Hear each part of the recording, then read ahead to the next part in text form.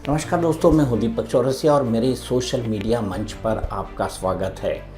मैं अब से रोज़ाना, जैसे मैंने आपसे सैटरडे को वादा किया कि मैं एक वीडियो डालने वाला हूं, और वीडियो किस पर होने वाला है।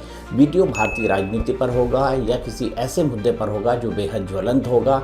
हालांकि मैं बिहार चुनाव के ऊपर अधिक से अधिक वीडियो डालने की कोशिश करूंगा, क्योंकि आपको पता है जब मैं राजनीति के अंदर बोलता हूं तो मुझे ऐसा महसूस होता है कि शायद आप में से ज़्यादा लोग पसंद कर रहे हैं मेरी प्रेडिक्शंस को, मेरे विश्लेषण को, और साथ ही साथ ये जानने और समझने के लिए कि बिहार की राजनीति के अंदर अब क्या क्या होने वाला है। हम रोज़ाना एक बड़े राजनीतिक शख्सियत का पूरा लेखा जोखा, पूरा का पूरा पोस्टमार्टम आपके सामने निकालने की कोशिश करेंगे। उसका पोस्टमार्टम नहीं जनाब, उसकी राजनीति का पोस्टमार्टम आपके सामने निकाल के रखने की कोशिश करेंगे। आज हम किसकी बात करने वाले हैं?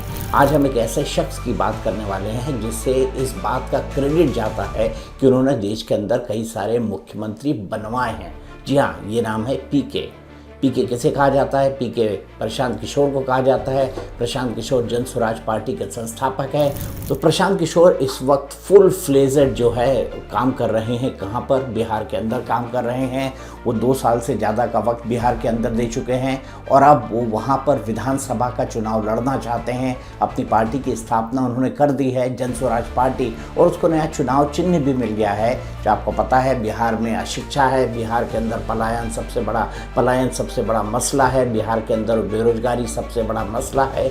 ऐसे में और शिक्षा की कमी, एक बहुत बेसिक सुविधाओं की कमी वाली बात है। इसीलिए जो नैरेटिव बनाने में प्रशांत किशोर एक्सपर्ट माने जाते हैं, उसी नैरेटिव को बनाते हुए उन्होंने अपना चुनाव चिन्ह स्कूल बैग लिया है। इस बीच बिहार बदलाव यात्रा में प्रशांत किशोर कई तरह के प्रेडिक्शंस कर रहे हैं, कई तरह की घोषणाएं कर रहे हैं। उनकी इस घोषणा की भी बात करेंगे और साथ ही साथ ये भी देखेंगे कि प्रशांत किशोर क्या मुख्यमंत्री बनना चाहते हैं या नहीं। प्रशांत किशोर कह रहे हैं कि चुनाव में या तो वो अर्श पर होंगे या वो फर्श पर होंगे। तो अर्श पर होंगे तो कहाँ पर होंगे? क्या मुख्यमंत्री पद अपनी पार्टी से किसी का बनवा पाएंगे? क्या खुद मुख्यमंत्री बनेंगे? और फर्श पर होंगे तो उसकी डेफिनेशन उन्होंने पहले ही दे दी है कि मैं 10 सीटों से ज़्यादा के ऊपर, 10 सीटों के आसपास में सिमट जाऊंगा। आपको पता है बिहार के अंदर 243 सीटें हैं और इन 243 सीटों में 122 जिसकी भी होती है वही मुख्यमंत्री बनता है।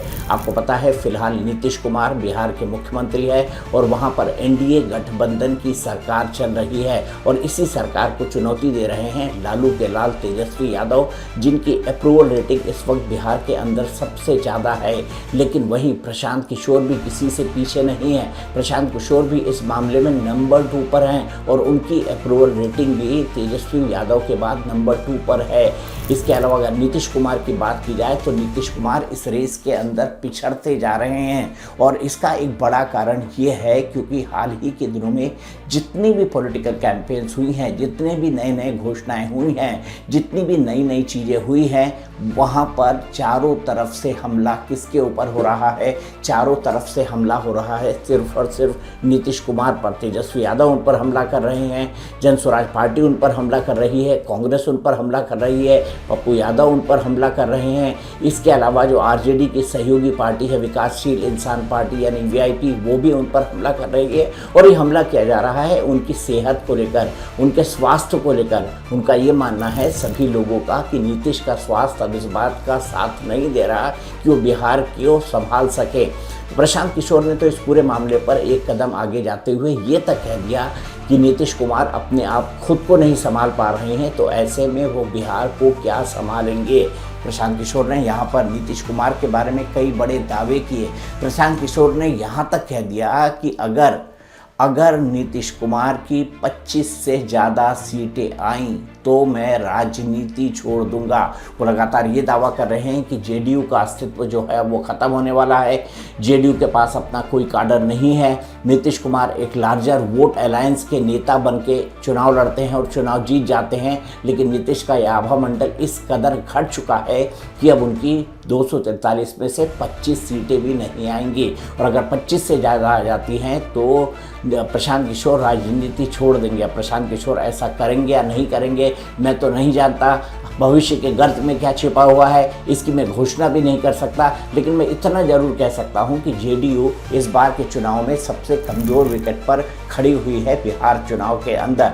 वो इसलिए खड़ी हुई है क्योंकि नीतीश कुमार की लीडरशिप पर सवाल उठ रहे हैं, नीतीश कुमार के स्वास्थ्य पर सवाल उठ रहे हैं, नीतीश कुमार के मेंटल बैलेंस पर सवाल उठ रहे हैं, लेकिन फिर भी भारतीय जनता पार्टी के पास नीतीश कुमार को ढोने के अलावा अन्य कोई विकल्प नहीं है। प्रशांत किशोर कह रहे हैं कि जन स्वराज पार्टी ने भी एक सर्वे कराया है और जन स्वराज पार्टी के सर्वे के अनुसार लगभग 60% लोग नीतीश कुमार और उनकी सरकार को बदला हुआ देखना चाहते हैं बिहार में। ऐसे में क्या होगा? ऐसे में तेजस्वी यादव की लॉटरी निकलेगी, लॉटरी खुलेगी, क्योंकि उनके पास भी अपना एक बड़ा वोट बैंक है, मुस्लिम और यादव वोट बैंक, और उसमें से कुछ जाति के वोट अगर वो और जोड़ लेते हैं तो उनका एक विनिंग कॉम्बिनेशन अपने आप बन जाता है।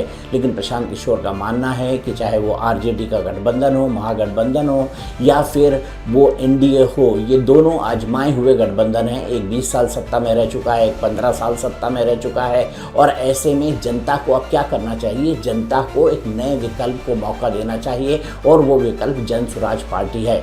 प्रशांत किशोर यहाँ तक कहते हैं कि अगले 2 महीने के अंदर बिहार की राजनीति पूरी तरह से स्पष्ट हो जाएगी।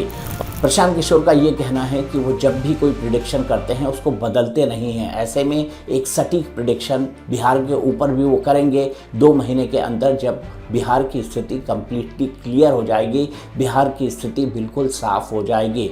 प्रशांत किशोर का ये भी कहना है कि जनता इस वक्त मूड को देखते हुए, बदलाव को देखते हुए, आपको मैं ये बता दूं कि मैं खुद प्रशांत किशोर का इंटरव्यू करने जाने वाला हूं और प्रशांत किशोर ने मुझे 8, 9 या 11 या 12 में से 1 तारीख को आने को कहा है। और प्रशांत किशोर का ये कहना है कि वो ये चाहते हैं कि मैं उनके साथ पूरा 1 दिन बिहार के अंदर बिताऊं और ये देखूं कि प्रशांत किशोर ने ग्राउंड के अंदर कितना काम किया है।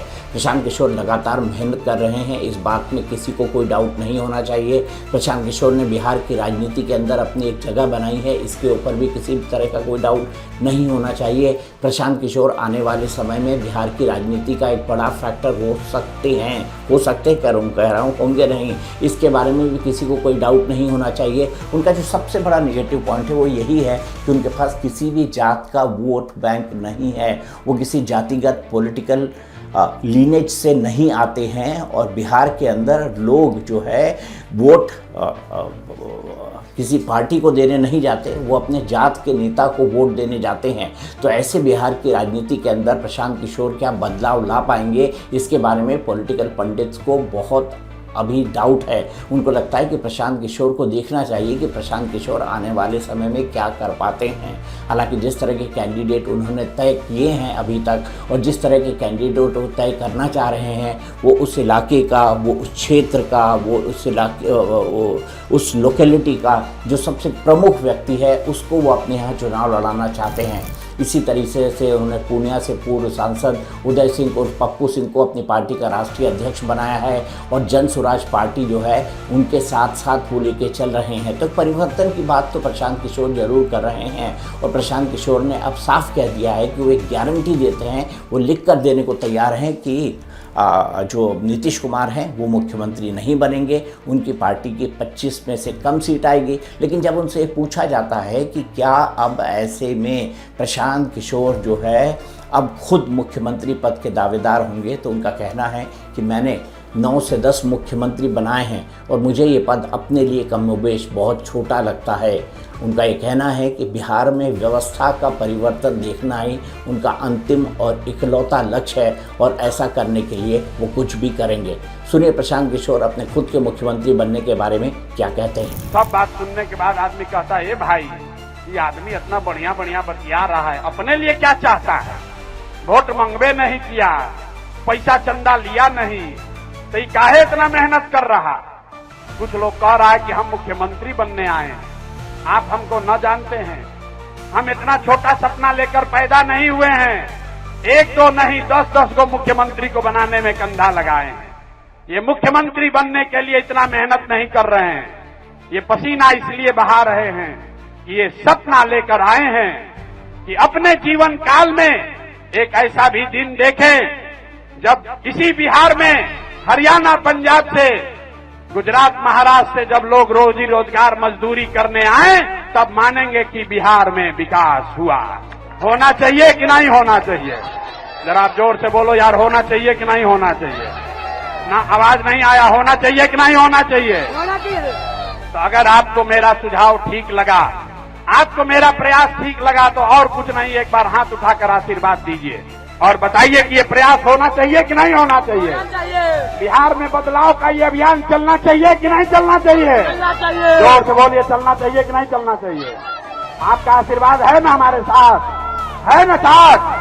करें ना प्रयास? हाँ, प्रयास होना चाहिए ना भाई? हाँ। तो बोलिए जय बिहार, जय बिहार। जय बिहार। अब यहाँ पर यह समझ लेना चाहिए कि प्रशांत किशोर जो है कैसे पॉलिटिकल स्ट्रैटेजी के अंदर आए और कैसे उन्होंने अपना एक राजनीतिक पार्टी बना लिया। इससे पहले वो जनता दल यूनाइटेड के उपाध्यक्ष थे और जनता दल यूनाइटेड के उपाध्यक्ष के तौर पर नीतीश कुमार का बेहद करीबी रहकर भी उन्होंने काम किया जब नीतीश कुमार एनडीए के गठबंधन के अंदर थे। लेकिन आप ये मत भूलिए कि प्रशांत किशोर के पास सफल चुनावी रणनीति बनाने के कई सारे बहुत अभिनव और अच्छे प्रयोग हैं। उनके क्रेडिट में ये तमाम प्रयोग जाते हैं। आपको याद होगा 2012 का गुजरात का विधानसभा चुनाव, जहां पर मोदी जी की होलोग्राम कैंपेन, मोदी जी की 3D कैंपेन, उनकी रैलियां, उनकी चाय पे चर्चा, 2014 का लोकसभा चुनाव, इसमें प्रशांत किशोर की कंपनी ने एक बड़ी भूमिका निभाई थी। इसके बाद 2014 के बाद 2015 के विधानसभा चुनाव में वो पलटकर नीतीश कुमार के साथ आ गए थे, जब नीतीश कुमार ने बीजेपी से अलग होकर राष्ट्रीय जनता दल के साथ चुनाव लड़ा था। इसके अलावा उन्होंने इसके बाद एक कैंपेन चलाया, वो कैंपेन था यूपी के लड़के। आपको याद होगा ना, यूपी के 2 लड़के साथ आ गए हैं, अखिलेश और राहुल गांधी। ये 2 लड़कों को लेकर कैंपेन किया था, लेकिन ये कैंपेन परवान नहीं चढ़ सका था और ये 2 लड़कों का जो है 2 लड़कों की राजनीतिक तौर पर असामयिक मौत हो गई थी और ये कैंपेन कहीं आगे नहीं चल पाया था। ऐसे में एक झटका तो उनको लगा था, लेकिन उन्होंने अपना काम नहीं रोका। इसके बाद उन्होंने अरविंद केजरीवाल के लिए काम किया, उनको जितवाया। वाइस जगन मोहन रेड्डी के साथ काम किया, उनको चुनाव जितवाया। उन्होंने MK स्टालिन के साथ काम किया, उनको चुनाव जितवाया। उन्होंने ममता बनर्जी के साथ काम किया, उनको चुनाव जितवाया। उन्होंने अमरिंदर सिंह के साथ काम किया और उनको चुनाव जितवाना। तो ऐसे कई सफल पॉलिटिकल कैंपेन्स है प्रशांत किशोर जो खुद आजमा चुके हैं। लेकिन अब सवाल ये खड़ा होता है कि प्रशांत किशोर की इन पॉलिटिकल कैंपेन के बीच क्या प्रशांत किशोर अपने लिए एक नई पॉलिटिकल पार्टी खड़ी कर पाएंगे? मेरे हिसाब से ये उनके लिए सबसे बड़ी राजनीतिक चुनौती होगा। मेरे हिसाब से ये उनकी ज़िंदगी का सबसे बड़ा अनाउंसमेंट होगा। बैकरूम बॉय से होकर फ्रंट रूम बॉय एकाएक बन जाना ये बहुत आसान नहीं होता। राजनीति जो है परिवारवाद के आधार पर भी चलती है, राजनीतिक विचारधारा के आधार पर भी चलती है। लेकिन अभी तक प्रशांत किशोर की जो सबसे बड़ी कमजोरी है वो बिहार के विकास और बिहार में बदलाव की तो बात करते हैं, लेकिन उनकी पार्टी की स्ट्रिक्ट विचारधारा क्या है? वो राइट हैं, वो लेफ्ट हैं, वो सेंटर हैं, या वो सिर्फ बिहार के विकास के फोकस की बात करते रहते हैं? ना वो राइट है, ना लेफ्ट हैं, वो ना वो सेंटर हैं। तो बिना विचारधारा की पार्टी आखिरकार क्या किसी आधार पर खड़ी हो सकती है, ये देखना भी बहुत महत्वपूर्ण हो जाएगा। आप कहेंगे कि अरविंद केजरीवाल का एग्जाम्पल है, क्या प्रशांत किशोर बिहार के अरविंद केजरीवाल बन पाएंगे? मेरे ख्याल से 2 राज्यों में बहुत अंतर है। दिल्ली में बहुत अंतर है, छोटा सा राज्य है, 70 विधानसभा हैं कुल मिलाकर, और दिल्ली को अगर देखा जाए तो अगर आप सुबह से शाम तक ट्रैवल करें तो पूरी दिल्ली को घूम सकते हैं। बिहार में ऐसा करने में आपको बहुत मुश्किल आएगी। पंजाब का भी लोग एग्जाम्पल देते हैं कि देखिए अरविंद केजरीवाल ने वहाँ किस तरह से चमत्कार किया, लेकिन आपको ये भी देखना होगा कि पंजाब में वो बेस उन्होंने कई दूसरे कारणों से पहले ही बना लिया था। तो जनसुराज क्या आम आदमी पार्टी की तरह एक सक्सेसफुल राजनीतिक पार्टी बन पाएगी?